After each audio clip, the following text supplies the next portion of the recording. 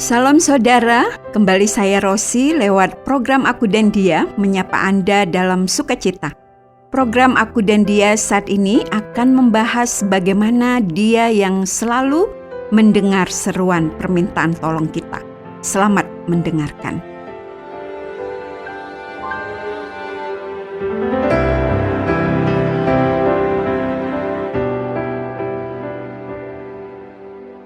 Aku tersenyum dan sekaligus merasa kasihan kepada sepasang orang tua baru di gerejaku. Mereka termasuk keluarga muda yang baru menikah hampir 2 tahun yang lalu. Tuhan mengaruniakan seorang anak laki-laki kepada mereka dan usianya saat ini sekitar 8 bulan. Anak laki-laki itu menggemaskan sekali dan setelah ibadah di gereja, biasanya ada saja beberapa orang ibu yang mau menggendongnya. Dan yang membuat lebih menggemaskan, ia mau saja digendong oleh ibu-ibu yang lain. Ia suka tersenyum sehingga bahkan anak-anak lain yang lebih besar darinya juga suka menggodanya. Namun, ada satu hal yang sering membuat ibunya menjadi kebingungan dan bahkan sering terlihat agak merasa malu karenanya. Kalau ia menginginkan sesuatu, maka ia akan menangis dengan sangat keras. Memang ibunya pernah bercerita bahwa hal itu yang juga sering membuat ia jengkel. Karena anak itu belum bisa mengungkapkan apa yang diinginkannya, ia mengekspresikan keinginan itu dengan tangisannya. Ia tidak peduli apakah saat itu ia dan orang tuanya sedang berada sendirian di rumah atau ia sedang berada di tempat lain.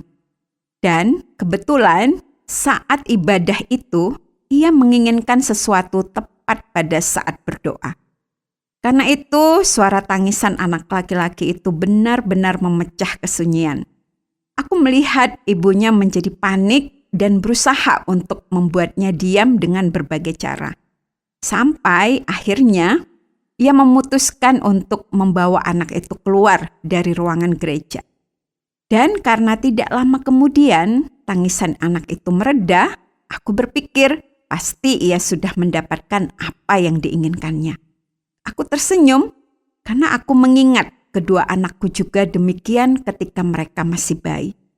Mereka menginginkan sesuatu dan kemudian mereka menyatakan keinginannya itu dengan cara yang mereka ketahui, yaitu dengan tangisan sekeras mungkin. Dan mereka tidak akan berhenti menyatakan keinginannya itu sampai mereka mendapatkannya. Bagi orang dewasa, mungkin anak itu tergolong bandel karena menangis dengan keras tanpa peduli tempat di mana ia sedang berada saat itu. Tetapi bagi anak itu, ia melakukan apa yang harus dilakukannya, yaitu meminta dan tidak berhenti sebelum mendapatkan apa yang dimintanya. Aku teringat sebuah kisah di dalam Alkitab tentang seseorang yang meminta kepada Yesus dan tidak berhenti meminta sampai ia mendapatkan apa yang diinginkannya. Ia tidak meminta dengan suara lembut, tetapi ia meminta dengan suara yang sangat nyaring. Bahkan ketika orang-orang di sekitarnya memarahinya karena terganggu dengan suaranya yang keras itu, ia tidak mempedulikannya.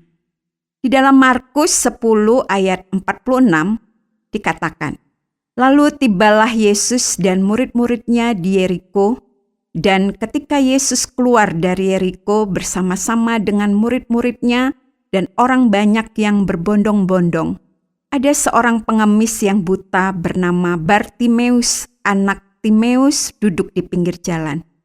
Ayatnya yang ke-47, ketika didengarnya bahwa itu adalah Yesus orang Nazaret, mulailah ia berseru, "Yesus, anak Daud, kasihanilah aku."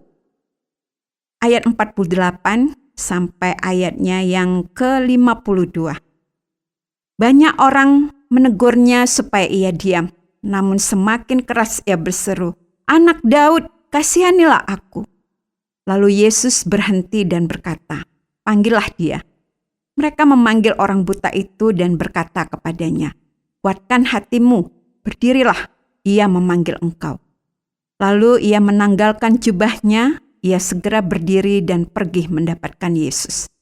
Tanya Yesus kepadanya, "Apa yang kau kehendaki supaya aku perbuat bagimu?" Jawab orang buta itu, "Rabuni, supaya aku dapat melihat." Lalu kata Yesus kepadanya, "Pergilah, imanmu telah menyelamatkan engkau." Pada saat itu juga melihatlah ia, lalu ia mengikut Yesus dalam perjalanannya. Aku benar-benar membayangkan bahwa orang buta itu yang bernama Bartimeus melakukan persis seperti yang dilakukan oleh anak kecil dari pasangan muda yang menangis di dalam gereja itu. Ia menginginkan sesuatu dan ia berseru dengan keras sampai ia mendapatkan apa yang diinginkannya. Ia tahu bahwa ia tidak akan mungkin bisa mendekat kepada Yesus karena ia seorang yang buta. Ia juga sadar bahwa kalaupun ia mencoba untuk berjalan ke arah Yesus, ia justru akan tertabrak oleh banyak orang yang sedang lewat di sekitarnya. Karena itu, ia melakukan apa yang bisa dilakukannya. Ia berseru memanggil Yesus, "Yesus, anak Daud, kasihanilah aku." Aku melihat kegigihan Bartimeus dalam usahanya untuk mendapatkan pertolongan dari Yesus. Pada saat ia berseru, orang-orang yang ada di sekitarnya berusaha untuk membuatnya diam. Mungkin mereka berpikir bahwa suaranya akan membuat mereka tidak bisa mendengarkan apa yang akan dikatakan oleh Yesus. Namun, larangan dari orang-orang yang ada di sekitarnya itu tidak membuatnya berkecil hati dan kemudian menyurutkan niatnya. Ia malah justru semakin keras berseru. Aku tidak tahu berapa lama Bartimeus harus berseru demikian. Namun yang pasti, ia mendapatkan apa yang diinginkannya. Yesus berhenti dan kemudian menyembuhkan dia dari penyakitnya. Bartimeus mendapatkan apa yang dimintanya, yaitu sembuh dari butanya dan dia bisa melihat. Aku kembali mengingat-ingat hubunganku dengan Yesus, sang pembuat mukjizat yang juga sahabat yang paling setia itu. Aku sangat sering meminta kepadanya untuk menolongku mengatasi berbagai masalah kehidupanku. Namun, melihat keteguhan dan kegigihan Bartimeus dalam meminta kepada Yesus, aku merasa sangat kecil dan tidak ada apa-apanya. Aku mengingat kembali betapa aku sering tidak memiliki ketekunan di dalam doa-doa yang aku naikkan kepadanya. Aku harus mengakui bahwa aku bahkan sering kehilangan fokus di dalam doa-doaku. Sehingga begitu banyak hal yang mengalihkan perhatianku dari doa dan permohonanku kepada Yesus. Aku juga membayangkan apakah aku bisa seteguh Bartimeus ketika aku mau mengajukan permohonan kepada Yesus. Aku juga tidak yakin bahwa aku bisa terus memusatkan perhatian dan hatiku kepada usaha untuk berbicara dengan Yesus ketika keadaan di sekelilingku membuat perhatianku terpecah. Aku bisa terus mendekat kepada Yesus dan berseru kepadanya di dalam doa dan permohonan ketika keadaan sangat mendukung. Tetapi ketika keadaan menjadi tidak seperti yang aku inginkan, apakah aku juga tetap bisa berseru memanggil nama Yesus? Bartimeus memang hanya seorang pengemis buta yang dipandang hina oleh orang-orang yang ada di sekitarnya. Namun, aku harus bersedia mempelajari kehidupannya agar aku bisa memiliki keteguhan hati untuk terus berseru dan memohon kepada Yesus. Tuhan yang adalah sahabatku yang paling setia itu bahkan ketika orang-orang di sekitarnya melarang dia. Ketika teriakan dan seruan doanya tertindih oleh teriakan banyak orang yang melarangnya, ia tidak berhenti untuk berseru dan berdoa. Bahkan Alkitab menuliskan, ketika suara orang banyak berusaha menghentikannya untuk berseru kepada Yesus, ia malah justru semakin keras berseru. Hal itu karena didasari oleh keyakinan bahwa Yesus adalah satu-satunya kesempatan untuk kesembuhannya, dan ia tidak mau melewatkan hal itu. Aku juga memiliki keyakinan yang sama bahwa Yesus adalah satu-satunya kesempatan bagiku untuk mendapatkan pertolongan, dan karena itu seharusnya juga keyakinanku itu membawa aku untuk melakukan hal yang sama dengan apa yang dilakukan oleh Bartimeus. Kau hiasi kehidupanku dengan kemurahan-Mu. Kau rancangkan masa depanku penuh dengan harapan. Aku ada saat ini, semuanya karena kasih-Mu.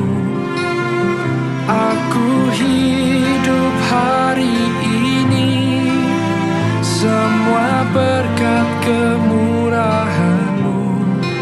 Terima kasih Yesus, Engkau sangat baik, teramat baik bagiku.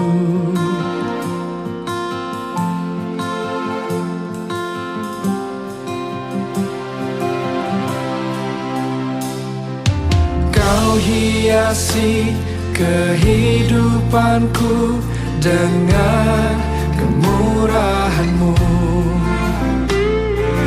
Kau rancangkan masa depanku penuh dengan harapan.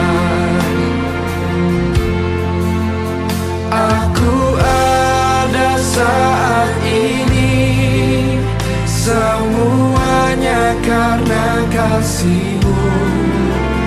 Aku hidup hari ini, semua berkat kemurahan-Mu. Terima kasih Yesus, Engkau sangat baik, teramat baik. Aku ada saat ini. Terima kasih Anda sudah mengikuti pembahasan kita mengenai Yesus yang siap mendengarkan seruan kita meminta pertolongan kepadanya. Selama kita terus mau datang kepadanya dan menyerukan permohonan kita akan belas kasihannya, maka Yesus akan selalu ada bagi kita dan melakukan karya ajaib untuk menolong kita. Kalau Anda ingin memahami lebih banyak tentang bagaimana cara untuk bisa memiliki kesetiaan dan ketekunan untuk berbicara dengan Yesus dan juga menaikkan permohonan kita kepadanya, atau Anda ingin mengetahui lebih banyak tentang pribadi Yesus yang satu-satunya selalu siap mendengar seruan kita, kami siap untuk menjelaskannya secara lebih lanjut untuk menolong Anda untuk lebih mengenal Dia. Atau kalau Anda ingin kami doakan, Anda juga bisa memberitahukan kepada kami bahan doa Anda, dan kami juga akan dengan senang hati mendoakannya. Anda dapat menghubungi kami lewat SMS atau WhatsApp ke nomor 081 333 777 386. Sampai jumpa, Tuhan Yesus memberkati.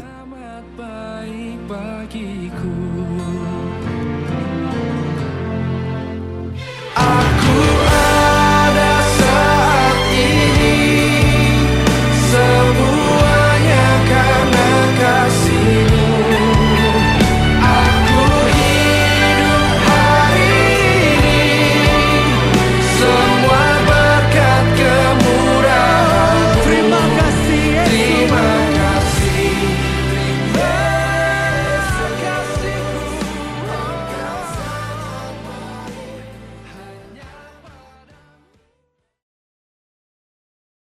Terima kasih Anda sudah mengikuti program kami. Jika Anda diberkati, jangan lupa like, komen, dan share supaya Anda tidak ketinggalan setiap program terbaru kami. Jangan lupa juga untuk subscribe channelnya dan nyalakan loncengnya. Jika Anda ingin mendukung pelayanan kami, bisa melalui rekening kami berikut ini, atau menghubungi kami di sini.